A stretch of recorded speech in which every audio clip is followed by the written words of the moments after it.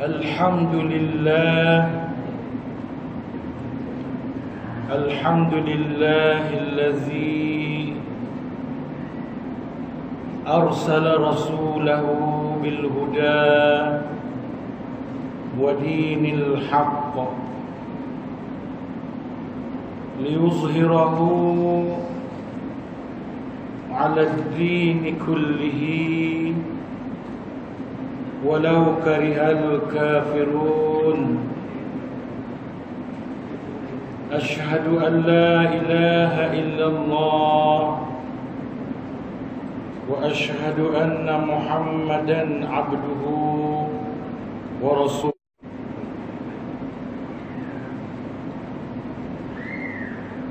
إمام المتقين وقائد الدعاة المجاهدين. اللهم صل وسلم على سيدنا محمد وعلى آله وأصحابه أجمعين. رب اشرح لي صدري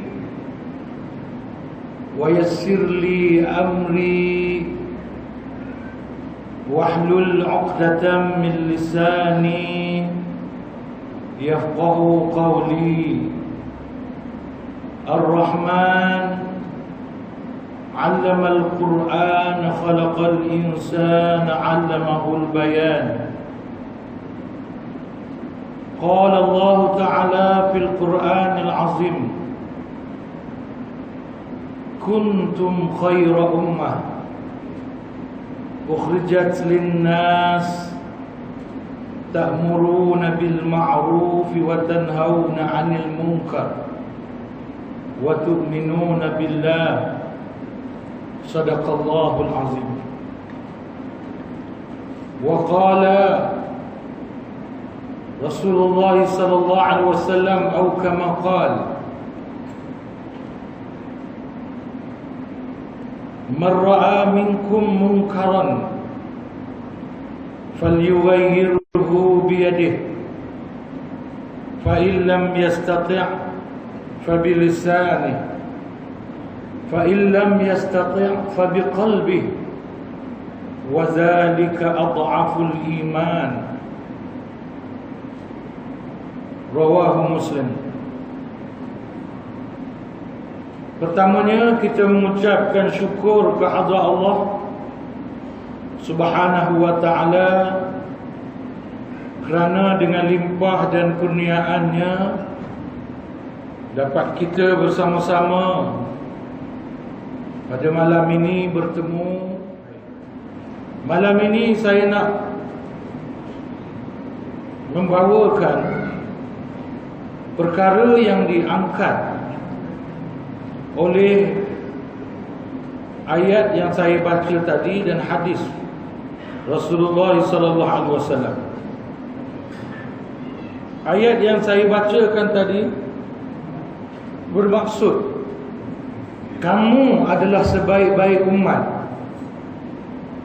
yang dikeluarkan kepada manusia untuk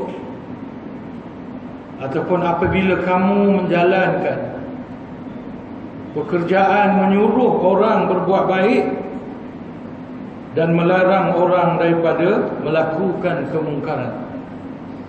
Dan dua pekerjaan itu kamu lakukan di atas dasar beriman kepada Allah Subhanahu wa ta'ala. Adapun hadis yang saya bacakan tadi adalah sebuah hadis yang bermaksud barang siapa yang melihat kemungkaran maka hendaklah dia mengubah dengan tangannya. Saya ulang balik,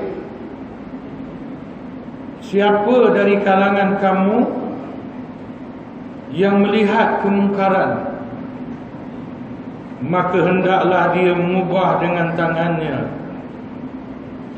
Maka jika dia tidak mampu, hendaklah mengubah dengan lidahnya. Dan jika tidak mampu, hendaklah dia mengubah dengan hatinya. Dan mengubah dengan hati itu adalah selemah-lemah iman. Kata Rasulullah sallallahu alaihi wasallam, kama qala Rasulullah sallallahu alaihi wasallam. Selain daripada hadis Muslim ini, sebuah hadis yang sahih dan tidak diragui kesahihannya dan tidak ada khilaf atas kesahihannya, ada beberapa buah hadis yang menambah di belakang. Selepas pada perkataan wazalika adhaful iman tu, ada terdapat beberapa versi hadis yang menambah. Antaranya berbunyi walaysa wara'a dzalika khardalin habbahu min iman. Yang bermaksud ataupun dalam bentuk bunyi yang lain, ada beberapa versi yang bermaksud dan tidak ada iman selepas itu walaupun sebesar zarrah. Maknanya kalau sudah kemungkaran itu tidak dibenci dengan hati, maka tidaklah lagi ada iman dalam hati walaupun sebesar zarrah. Sehingga ada ulama yang menyatakan bahawa, dalam mengulas hadis ini, mengatakan bahawa kalau sekiranya dalam hati kita dah tak ada perasaan benci kepada kemungkaran, nampak kemungkaran tak benci, tak ada rasa benci, rasa biasa je. Tak usah kata suka dengan kemungkaran, itu lain, itu dah teruk tu. Ini dia tak suka tapi dia tak benci. Dalam bahasa lain dia kata biasalah. Maka ulama kata iman telah pergi daripada hatinya. Orang yang dalam hati dia dah tak ada rasa benci kepada kemungkaran, ada ulama mengatakan bahawa iman telah pergi daripada hatinya. Ya, ini suatu keadaan yang amat berbahaya, ya, untuk seseorang yang mengaku beriman dan Islam pada Allah Subhanahu wa taala. Untuk hadis ini, tuan-tuan, saya nak membacakan syarahnya. Saya terjemah, saya jumpa dalam Islam Web, satu web yang masyhur juga di kalangan lama-lama web yang ada dalam internet, tapi dia berbahasa Arab. Saya jumpa huraian hadis ini dalam Islam Web. Cuma dalam post tu saya cari siapa penulis sebenar dia, tak diletakkan kat situ, ya? Tetapi ia suatu artikel yang berupa huraian kepada hadis marra'a minkum munkaran ini sehingga akhir ini, yang dipilih oleh Islam Web untuk disiarkan daripada laman webnya, ya. Baik, saya terjemahkan. Saya dah siap terjemah, maka di sini saya membacakan terjemahan yang saya dah buat ni, ya.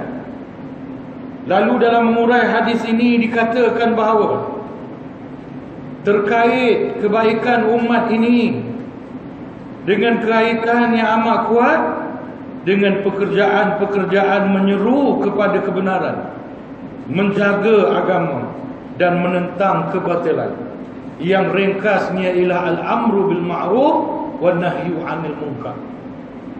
Maknanya di sini menyatakan bahawa sebagai orang Islam, umat Islam, kita tak boleh kata bahawa kita tak ada hubungan dengan pekerjaan al-amru bil ma'ruf wan nahyu 'anil munkar. Tak boleh. Kerana kita sebagai umat Islam sangat ada kaitan yang kuat dengan pekerjaan al-amru bil ma'ruf wan nahyu 'anil munkar. Maknanya kalau ada orang buat kerja al-amru bil ma'ruf wan nahyu 'anil munkar, mengajak kita tolong apa yang patut, lalu kita kata minta maaf, aku tak campur, minta maaf, aku tak ada hubungan dengan perkara ni, salah. Sebagai seorang Muslim, itu satu sikap yang salah, yang tak betul. Merasakan bahawa tidak ada hubungan dengan pekerjaan al-amru bil ma'ruf wan nahyu 'anil munkar. Tak betul.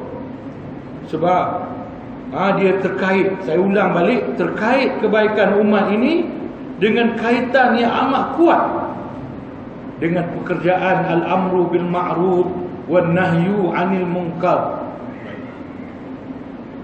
Ini adalah kerana menegakkan kewajipan ini adalah untuk merealisasikan kestabilan hidup di muka bumi, mengangkat bendera tauhid dan berhukum dengan syariat Allah dan agamanya. Dan inilah apa yang membezakan umat Islam daripada umat-umat yang lain. Maksudnya apakah kepentingan al-amru bil ma'ruf wan nahyu 'anil munkar bagi umat Islam? Yang pertama, kepentingan ialah untuk menstabilkan kehidupan. Kalau tak adalah pekerjaan al-amru bil ma'ruf wan nahyu 'anil munkar, pekerjaan menyuruh orang buat baik dan melarang orang buat mungkar berlaku dalam masyarakat, maka takkan berlaku kestabilan hidup dalam masyarakat. Takkan berlaku kestabilan hidup. Hidup tidak stabil. Macam baru sebentar tadi, adik ipar saya lalu kat jalan apa yang ada festival tu. Dia lalu, memang dia berada di antara kereta-kereta yang dah viral dalam Facebook sekarang. Iaitu kejadian di mana seorang India ditembak dalam kereta. Ada budak naik motor, beberapa orang, dia berhenti, turun, masa tu lampu merah. Dia turun, dia pergi. Mana seorang kau belah sana, seorang kau belah sini.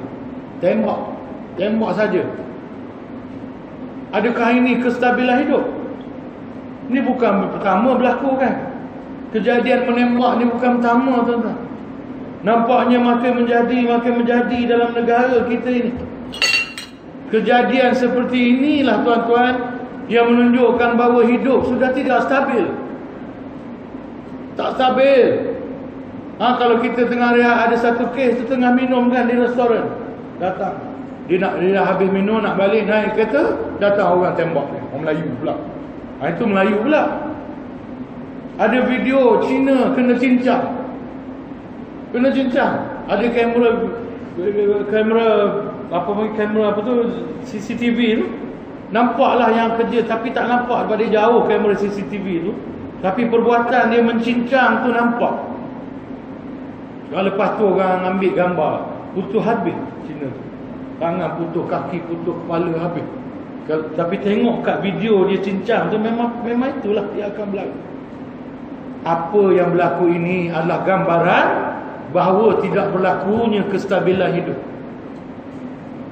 Dan menurut Islam dan menurut hadis ini, kenapa tak berlaku kestabilan hidup? Sebab tidak berlakunya pekerjaan, tidak sempurnanya pekerjaan menyuruh orang buat baik dan melarang orang daripada melakukan kemungkaran. Kepentingan kedua, tuan-tuan, apa dia? Mengangkat bendera tauhid. Menjadikan Islam sebagai agama yang dibanggakan. Tak haraplah Islam nak jadi agama yang dibanggakan kalau pekerjaan al-amru bil ma'ruf wan nahyu 'anil munkar ini tidak terlaksana dalam masyarakat. Kalau masyarakat Islam tidak saling tegur menegur, tidak saling larang melarang, tidak saling tegah menegah, jangan harap Islam nak bangun. Yang ketiga, kepentingan dua pekerjaan ini adalah untuk memungkinkan kita berhukum dengan syariat Allah. Dan disebut di sana, ia membezakan di antara umat Islam dan umat yang lain. Umat Islam mungkin dia boleh jadi umat yang dia tak peduli orang lain. Kamu semua nak buat apa pun buatlah. Jangan ganggu aku sudah, aku tak peduli. Jangan usik aku sudah, nak buat apa pun lantak kamu lah. Ini mungkin boleh berlaku di kalangan umat lain. Tetapi berdasarkan hadis ini, sikap seperti ini tidak boleh berlaku di kalangan umat Islam itu sendiri. Tak boleh. Umat Islam tak boleh biarkan orang lain melakukan apa sahaja yang mereka suka.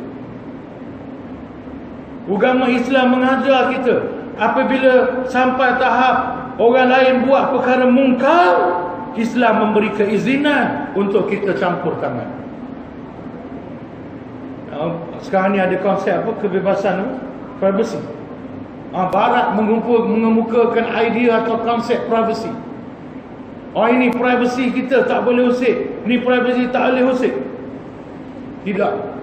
Dalam Islam, apabila dia telah melakukan suatu kemungkaran yang nampak, kemungkaran yang dia sembunyi tak apa, tapi kemungkaran yang nampak, sebab hadis sebut mar'a, siapa nampak. Maknanya bila kita dah nampak kemungkaran, terbit kewajipan mencegah kemungkaran itu. Kewajipan ini akan dibincang dengan lebih detail selepas ini. Oleh yang demikian itu, Allah menyanjungi pekerjaan menyeru kepada kebenaran. Allah menyanjungi pekerjaan menyeru kepada kebenaran.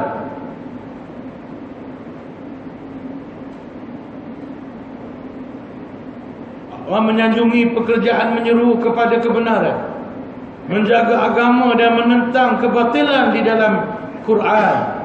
Sebagaimana ayat yang saya bacakan tadi, kuntum khaira ummah ukhrijat lin-nasi ta'muruna bil ma'ruf wa tanhauna 'anil munkar wa tu'minuna billah. Kamulah sebaik-baik umat, tapi dengan syarat kamu buat benda ni. Apa dia? Ta'muruna bil ma'ruf, menyuruh atau memerintahkan orang lain buat kebaikan. Memerintahkan, kalau perintah yang Allah wajibkan, boleh paksa. Boleh paksa. Kalau kita ada kuasa, bapa boleh paksa anak dia semayang. Kalau ikut kaedah barat, boleh tak? Tak boleh kan? Kalau ikut kaedah barat, tak boleh. Dia kena motivasi je. Semayang lah. Elok semayang tu, bagus. Tak semayang masuk neraka. Tu tak boleh pergi jauh dah setakat tu. Tapi Islam memberi kuasa kepada seorang ayah rotan anak dia kalau tak semayang ketika dah berumur 10 tahun. Maknanya boleh paksa. Kalau semayang tu wajib, boleh paksa. Sunat tak boleh. Benda wajib, menutup aurat wajib. Bapa ada kuasa dengan anak perempuan dia, maka wajib dia guna kuasa dia menyuruh anak perempuan dia menutup aurat. Dia tak, anak perempuan dia tak boleh kata apa, bak paksa-paksa ni. Suka hati lah, nak pakai-pakai tak. Kalau saya pakai paksa pun tak ikhlas. Buat apa? Tak ada. Benda wajib ni tak ikhlas pun kena buat. Kena faham. Ni kena faham. Benda wajib tuan-tuan, tak ikhlas pun kena buat. Contoh semayang, kan wajib. Kita tak ikhlas nak semayang, maka boleh ketinggal semayang? Tak boleh. Kita kena semayang. Kalau tak semayang atas alasan ikhlas, berdosa ke tak? Dosa. Bukannya tak ikhlas tu mengangkat dosa, maknanya membatalkan kita berdosa. Tak. Sebab itu suka ke tak suka ke, ikhlas ke tak ikhlas ke, kena semayang. Kurang-kurangnya kita dah tak ada dosa tak semayang. Selamat daripada dosa tak semayang. Mungkin kualiti semayang kita tu tak ada pahala sebab tak ikhlas. Itu je lah.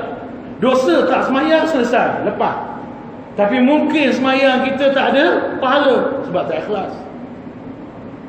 Jadi benda wajib ni tak ikhlas pun kena buat. Seorang bapa kena berkewajib paksa anak perempuan dia tutup aurat. Yang tak boleh paksa tu pasal apa tuan-tuan? Pasal dari kecil tak ajar tutup aurat. Biar sesuka hati dia.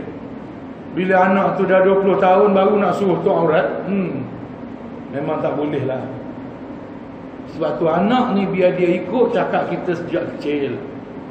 Asuh dia sejak kecil, supaya cakap tu jadi perintah dia, dilihat sebagai perintah. Ini perkara kita kena faham.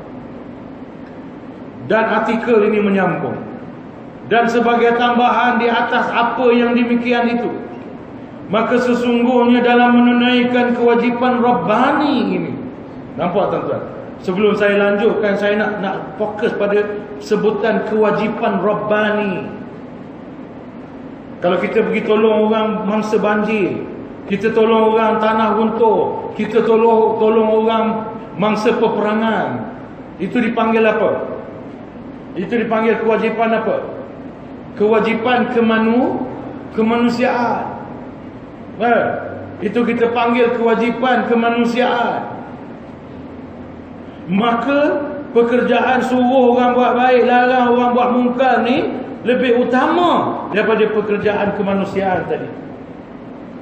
Sebab dia bukan menyuruh orang buat baik, melarang orang buat mungkar, bukan hanya pekerjaan kemanusiaan, tapi dia kewajipan Rabbani, kewajipan ketuhanan. Orang yang beriman pada Allah sebagai Tuhan, ini adalah kewajipan ketuhanan. Disebut kewajipan Rabbani dalam artikel ini. Sebagai tambahan di atas apa yang demikian itu, maka sesungguhnya dalam menunaikan kewajipan Rabbani ini terdapat tujuan penjagaan bahtera ummah dari tenggelam. Maknanya dua pekerjaan ni tuan-tuan boleh menyelamatkan umat Islam daripada tenggelam. Menjaga bentengnya supaya umat Islam tak jadi lemah sehingga musuh boleh masuk ke tengah-tengah umat Islam. Menjaga kepribadian umat Islam dari menjadi rapuh dan mengekalkan kebesaran dan ketinggian Islam. Dan ini antara sebab kelebihan tujuan kenapa perlu kepada pekerjaan amru bil ma'ruf wan nahyu 'anil munkar ni tuan-tuan. Dan juga untuk apa? Sebab mendapat pertolongan menghadapi musuh. Katalah umat Islam Malaysia nak lawan mereka, dari segi logik mampu lawan tak? Mampu tak? Tak mampu. Logik ada. Tapi kalau dapat pertolongan Allah boleh lawan tak?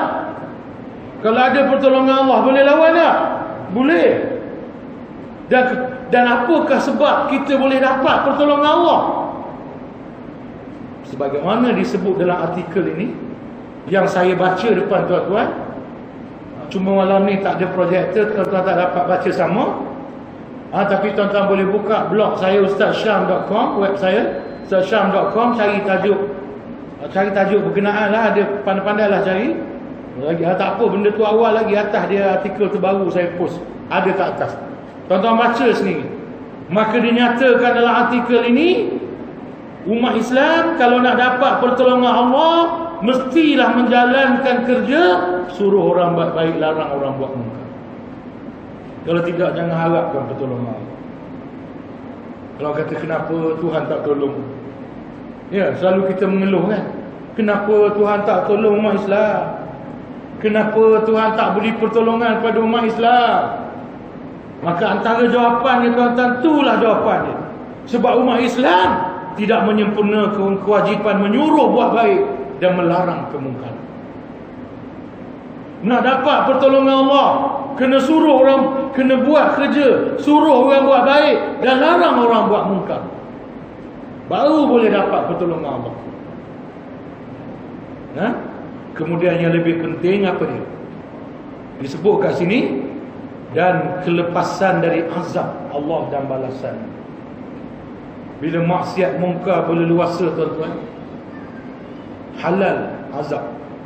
Azab Allah dah jadi halal. Dalam bahasa lain, Allah tak ada sebab lagi nak untuk tidak menurunkan azab pada sesuatu umat itu. Bila kemaksiatan berleluasa dalam sesuatu masyarakat, suatu umat, Allah tak ada sebab lagi untuk tidak menurunkan azabnya. Tak ada sebab. Cuma satu je sebab Allah menangguh, boleh tangguh. Walaupun waktu tu azab sudah halal, walaupun waktu itu azab sudah memang layak diturunkan kepada sesuatu umat Islam itu, tapi masih ada satu sebab menjadi asbab untuk Tuhan menangguhkan penurunan azab. Apa dia? Bila masih ada dari kalangan umat itu golongan yang jalankan pekerjaan al-amru bil ma'ruf wan nahyu 'anil munkar. Jadi kalau ada orang menentang kemungkaran dalam masyarakat kita, tuan-tuan, jangan marah. Kita patut syukur. Kita patut berterima kasih dengan kumpulan atau golongan atau puak ini. Kita jangan marah, kita jangan kata mereka ini menyebuk, mereka ini kacau, mereka ini ganggu, mereka ini mencari populariti murahan. Misalnya bahasa moden nanti. Pekerjaan menentang, membantah kemungkaran itu dianggap sebagai mencari populariti murahan. Kita sepatutnya sebagai orang Islam, kita kena faham, bila ada orang menentang kemungkaran, mereka itu menjadi salah satu sebab kenapa Allah masih tak azab kita. Kita kena berterima kasih dengan golongan yang menentang kemungkaran ini. Katalah kita tak berani nak buat apa, takutlah hati dia. Tak apalah, diam. Tapi mujur, kalau semua pakat takut dengan hati, kalau semua pakat benci dengan hati kemungkaran, azab Tuhan turun. Saya ulang tuan-tuan, ini adalah kefahaman daripada roh hadis ini. Katalah semua umat Islam yang ada cuma menentang kemungkaran adalah hati mereka je, menentang adalah hati je, maka pada waktu tu habis kena azab Allah SWT. Mujurlah ada golongan yang masih berani menentang kemungkaran dengan lidah mereka, ataupun apa yang seumpama lidah atau terjemahannya atau praktikalnya. Ini kita kena faham. Bagi memenuhi perkara yang demikian itu, semestinya ke atas kita mengenali tabiat al-amru bil ma'ruf wan nahyu 'anil munkar ini, mengetahui syarat-syaratnya dan persoalan yang berhubung kait dengannya. Di sana telah datang hadis untuk menyumbang dalam pembentukan gambaran yang jelas dalam menghadapi tuntutan ini dan menjelaskan kepada kita kaifiat berurusan terhadap kemungkaran ketika melihatnya. Jelas kan? Faham kan? Saya nak ringkaskan masa, tak payah ulah yang tu. Cuma dalam bacaan saya yang sebentar tadi tu, saya nak ulah dari segi apa? Maknanya hadis ini memberi kita suatu kaedah, kaifiat bagaimana nak berurusan dengan kemungkaran bila kita nampak.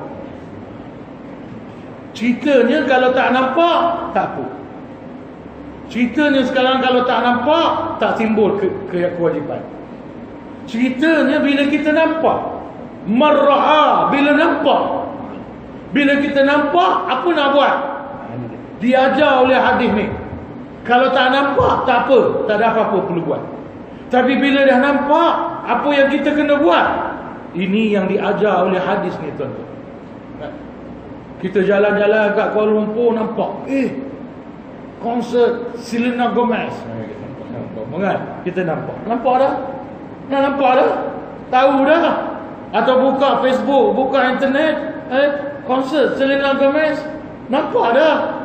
Mungkar tak mungkar tu? Mungkar ke tidak? Ke nak cakap amal kebajikan? Ulas sikit lah. Ulas sikit. Walaupun gagal membatalkan, tetapi bantahan yang dibuat, kita nak pakai istilah apa? Nak menakutkan Selena, tak boleh lah kan? Melembutkan hati Selena Gomez untuk tidak berpakaian sebagaimana biasa konsert di negara lain. Hebat tuan-tuan. Malaysia ni hebat. Sebab umat Islam dia begitu. Bila ada bantahan yang kuat terhadap Selena Gomez, akhirnya lembut hati dia. Dia maknanya dia nak hormati agama dan budaya rakyat Malaysia. Artinya dia tak naklah berpakaian macam selalu. Tapi alhamdulillah, berkat bantahan kita, walaupun tak jadi batal konsert itu, tetapi hati dia jadi lembut untuk maknanya tidak keterlaluan sebagaimana konsert-konsert dia di negara-negara lain. Ya. Baik, sambung. Sehubungan dengan perkara ini, penting bagi kita mengenal, dah baca dah. Sesungguhnya hadis menerangkan bahawasanya mengingkari kemungkaran itu di atas 3 susunan. Hadis ini dia beritahu kita menentang kemungkaran ni ada 3 anak tangga level. Dia tak boleh pilih. Dia tak boleh pilih sebab dia tak kata wa. Nampak ya? Marra'a minkum munkaran falyughayyiru bi yadihi wa bi au bi lisanihi au bi qalbi. Nampak? Dia tak kata au. Saya ulang balik Hadis ni dia kata marra'a minkum munkaran falyughayyirhu bi yadihi fa in lam yastati' fa bi qalbihi fa in lam yastati' fa bi qalbihi.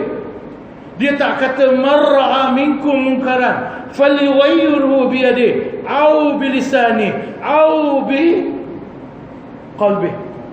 Dia tak kata siapa nampak yang mungkar hendaklah dia cegah dengan tangan atau dengan lidah atau dengan mulut, hati. Kalau macam tu boleh pilih. Kalau macam tu kita nampak kemungkaran, kita boleh pilih nak cegah cara mana. Tetapi dia tidak begitu. Dia meletakkan suatu susunan kronologi. Apa konsonan ni? Orang panggil konsonan. Mana orang mana konsonan apa? Dia panggil susunan tu. Nak cari bahasa standard sikit tapi tak jumpa. Kan? Dia ada susunan. Hadis ni meletakkan langkah-langkah itu dalam susunan. Dia mesti bermula dengan kuasa. Dah tak ada kuasa, baru guna lidah. Nak bercakap dengan lidah tak boleh, ada ancaman, barulah boleh pergi benci pada hati. Dengan hati pun tak nak benci, dah tak boleh. Itu paling ringan. Tak boleh tak benci, kena benci. Kena benci tuan-tuan. Cuba muhasabah diri kita, benci tak? Kita lalu nampak maksiat, benci tak? Kalau benci betul tu. Tapi kalau kita lalu jalan nampak maksiat, kita rasa biasa, bahaya tu tuan-tuan. Itu bahaya. Boleh jadi bimbang, tak ada iman lagi dalam hati kita. Sebagaimana disebut dalam riwayat-riwayat yang banyak. Walaysa wara'a dzalika khardalun habba min iman. Pertama susunan dia pengubahan dengan tangan, pengubahan dengan lisan, pengubahan dengan hati. Susunan ini bergantung dengan tabiat atau latar belakang kemungkaran atau jenis variasinya, latar belakang pelaku kemungkaran dan syakhsiahnya. Dia kena tengok juga, dia kena nilai. Pertama tengok siapa yang mungkar. Kalau anak perempuan kita yang tak semayang, kita boleh guna kuasa kita sebab anak kita. Tapi kalau anak jiran, kita tak bolehlah guna kuasa sebab itu anak orang lain. Bapak dia yang berkuasa atas dia. Misalnya kan, kena tengok benda-benda macam tu, kena analisa, kena analisis. Tengok kedudukan kemungkaran tu dulu macam mana. Macam saya nampak konsert Selena Gomez kan? Saya nak buat yang mana ni? Menung fikir, aku ada kuasa tak? Aku Menteri Besar Selangor ke? Oh tidak. Aku bukan Menteri Besar Selangor, tak ada kuasa. Aku boleh bersuara? Boleh. Dalam ceramah, dalam Facebook, dalam YouTube, go live. Aku boleh bersuara. Okay. Itu wajib tu. Bila saya boleh bersuara, wajib. Bersuara itu wajib. Ni kena faham ni. Tengok nanti dia akan terang benda tu. Maka dari kemungkaran-kemungkaran itu, apa yang tidak mungkin mengubahnya dengan tangan, ada yang juga kemungkaran lemah seorang itu dia mengubahnya dengan selain lisannya, dan ada kemungkaran yang tidak mungkin mengubahnya dengan hati. Maka hendaklah kita mempertimbangkan atau menilai situasi ini. Maksudnya, kalau tak ada kemungkaran yang kita tak boleh ubah dengan kuasa, sebab kita tak ada kuasa, maka kita cuba ubah dengan lidah. Kita tak mampu juga, baru kita ubah dengan hati. Artinya tak boleh pilih. Ada kuasa, pilih cakap je, tak jadi. Salah. Seorang bapa, dia ada anak perempuan tak patah tutup aurat, dia bapa pada budak perempuan tu. Anak dia tak tutup aurat, dia ada kuasa suruh anak dia tutup aurat. Tapi dia tak nak guna kuasa bapa dia, dia cuma cakap, dia nak cakap je. Kita anak-anak ni tak boleh marah ustaz, kita cakap je. Nak, pakailah baju elok-elok, tutuplah aurat. Baju kamu pakai tu baju Yahudi kan? Ya? Tapi ni trend sekarang pak. Dah habis, biar anak buka aurat. Berdosa. Kita ada kuasa, kita guna lisan, berdosa. Nanti akan dinyatakan di bawah. Ya, ini bukan cakap saya. Okey. Wajib, ni dengar ni baik-baik. Wajib menolak kemungkaran dengan tangan atas tiap-tiap orang yang mampu. Kalau dia ada kuasa, wajib dia guna kuasa dia untuk menolak kemungkaran. Jadi wajib dia guna, tak guna berdosa. Seorang menteri besar, contoh ni contoh. Contohnya lah ke mana-mana pula. Ni sekadar contoh. Seorang menteri besar, dia ada kuasa untuk meluluskan atau tidak meluluskan sesuatu program yang bersifat kemungkaran. Wajib. Ya. Menurut artikel ini, berdasarkan hadis tadi, wajib dia guna kuasa dia. Wajib, tuan-tuan. Tak guna berdosa. Berdosa tak guna pada ada kuasa. Tapi kenapa setengah orang tak guna? Sebab tindakan itu tidak popular. Kalau tak luluskan, habis orang marah, habis orang maki, habis orang mengamuk. Tak popular. Walaupun itu kewajipan kita terhadap Allah. Itu kewajipan kita terhadap Allah. Orang beriman, tuan-tuan, kalau dia menang dalam pilihan raya dan dia pegang jawatan tertentu, orang beriman dia akan nampak siapa beri dia kuasa. Orang beriman dia nampak siapa beri dia kuasa tu? Allah. Orang beriman dia nampak Allah. Walaupun sebab musababnya pengundi, walaupun asbabnya pengundi, tetapi yang beri, yang sebenar-benar hakikatnya dalam konteks keimanan kepada Allah, yang beri kita itu adalah Allah. Wa immakkanna. Dan mereka yang Tuhan berikan kuasa memerintah, Tuhan yang berikan sebenarnya. Tu'til mulka man tasha wa tanzi'ul mulka mimman tasha. Ayat ini menjadi nas bahawa kalau kita dapat kuasa memerintah, Allah yang beri kita kuasa memerintah. Pengundi hanya sebab musabab. Sebab tu orang beriman, bila dia ada kuasa, dia tak peduli yang lain. Apa Allah suruh dia buat, walaupun apa yang dibuat itu tidak popular. Baik. Wajib menolak kemungkaran dengan tangan hati-hati yang mampu, dan tidak membawa kemungkaran itu kepada kerosakan yang besar lagi. Jadi kalau kita menolak kemungkaran tu dengan kuasa, dia jadi benda lain. Contoh, budak tu anak siapa-siapa dah, bukan anak kita. Bukan anak kita. Kita tak ada kuasa atas dia. Kita nampak dia dedah orang, pakai seluar ketat, kita pegang dia, kita sarungkan dia dengan kain sarung, kita ikat umpama, maka keadaan itu tentulah lebih buruk. Kalau budak tu melawan, ataupun kita ambil contoh budak lelaki lah, perempuan ni susah lagi contoh. Kita nampak budak muda entah anak siapa-siapa minum arak depan mata kita, tuan-tuan. Kalau ikut hadis tadi, kita balik ke kita tegur? Kita balik ke kita cegah? Tak boleh biar, kena cegah. Tengok di mana kita mampu. Ada kuasa. Aku ahli majlis tidak, polis pun tidak, penguasa bandaraya pun tidak, apa tidak, ustaz kampung kan. Budak tu lah bukan anak aku, anak entah siapa-siapa, maka kita tak ada kuasa. Habis. Jadi jangan guna kuasa. Jangan guna kuasa. Paksa dia ambil arak tu, dia badan besar, pergi gym hari-hari, kita pergi rampas arak dia. Mau kita kena tumbuk patah gigi.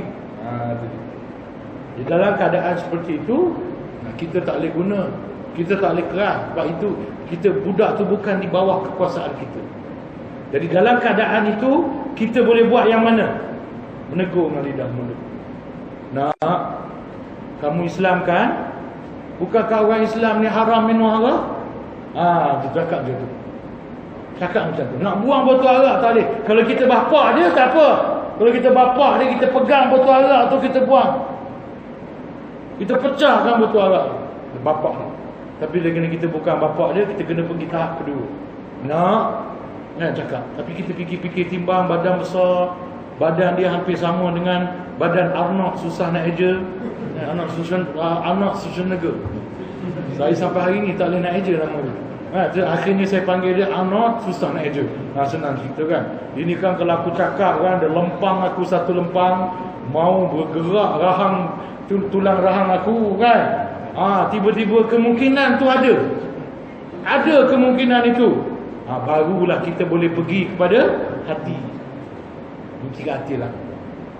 Imam Ghazali kata mesti ada tanda. Benci dengan hati mesti ada tanda. Misalnya muka masam, kan? Kita masam, nak tegur dah tak boleh, jadi kena masam muka. Tanda bahawa kita benci perbuatan itu. Tak boleh nak senyum-senyum waktu tu, tuan-tuan. Kalau nak senyum kena tegur. Kalau kita tegur boleh senyum. Salam dia senyum, nak senyum. Pakcik nak cakap sikit, arak ni haram tu, kita orang Islam ya, senyum. Boleh senyum sebab dia cakap. Tapi kalau tak mampu cakap, tak boleh senyum. Sebab itu sahaja sekurang-kurang yang kita ada untuk menolak kemungkaran yang sedang ada depan mata kita. Ini kena faham, tuan-tuan. Ini bukan cerita. Saya pun pelik orang Islam zaman hari ini. Bila cakap tentang kemungkaran, dia bercakap pasal apa? Seksi itu keindahan Allah pula. Situlah pergi dia. Apa cerita seksi keindahan Allah, tak keindahan Allah ni? Ini cerita mar'a minkum munkaran. Ni cerita dia. Okey, baik. Oleh kerana itu wajib ke atas wali, orang yang berkuasa, pemimpin, mengubah kemungkaran apabila kemungkaran itu datang dari orang yang di bawah kuasanya, iaitu rakyatnya. Sebagaimana tersebut, wajib seorang bapa ke atas ahli rumahnya. Bapa, ni macam saya sebut tadi, wajib seorang bapa mencegah menggunakan kuasanya ke atas ahli rumahnya, isterinya, anak perempuannya, orang yang berada di bawah kekuasaannya, tanggungannya. Wajib. Itu saya kata tadi, bapa dia tak boleh pilih tegur je, bapa dia tak boleh pilih bercakap je, berdosa dia. Seorang bapa dia kena guna, itu orang Melayu masalah, dia guna kata kena. Dia kena guna. Itu yang tak jelas tu. Saya ulang ayat saya balik. Seorang bapa bila melihat anak dia melakukan kemungkaran, dia wajib guna kuasa dia sebagai bapa. Ini kena faham. Wajib kena guna kuasa dia sebagai bapa. Ni dia sebut sini. Seorang mana? Sebagaimana disebut, wajib seorang bapa ke atas ahli rumahnya, guru ke atas muridnya, sekolahnya. Guru ada kuasa atas murid dia. Tetapi biar kuasa tu ada batas lah, tuan-tuan. Kuasa guru ada batas. Nak ulah panjang pula, biarlah. Kemudian majikan ke atas para pekerjanya. Bos, majikan atas pekerja dia. Dia ada kuasa. Engkau nak kerja dengan aku dah? Nak. Betul nak kerja dengan aku? Betul, tuan. Kenapa? Susah cari kerja lain. Jadi betul engkau nak kerja dengan aku? Betul, tuan. Pakai tutup aurat, datang pakai kerja, datang pejabat tu. Boleh tak, tuan? Boleh tak? Boleh tak buat macam tu? Boleh. Kita ada kuasa. Macam kaedah rasa mas kita ni. Sana ke sini? Sana, kan? Kaedah rasa mas.